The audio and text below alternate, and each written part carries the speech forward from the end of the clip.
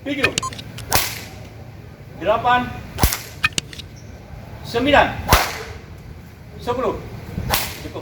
Sudarlun, Kejaksaan Negeri PD mencambuk 10 terpidana maisir atau judi chip hik domino di halaman tengah kantor Kejari PD Senin 18 Oktober 2021. Aku juga tanya mantan.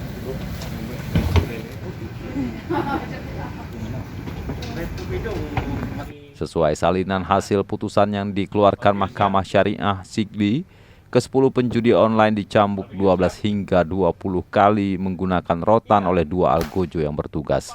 Ke-10 terpidana judi chip dinilai majelis hakim telah terbukti bersalah dan melanggar pasal 20 junto pasal 18 Kanun Provinsi Aceh nomor 6 tahun 2014 tentang hukum jinayat.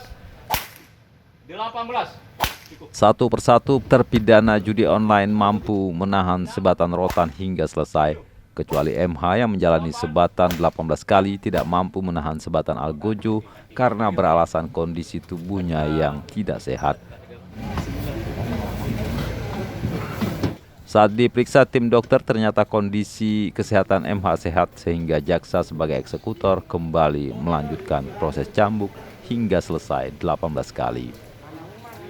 12, 13, 14, 15. Gigi Fahri 9, 10, 11, 12. Okey. 17, 18. Cukup. 7, 8,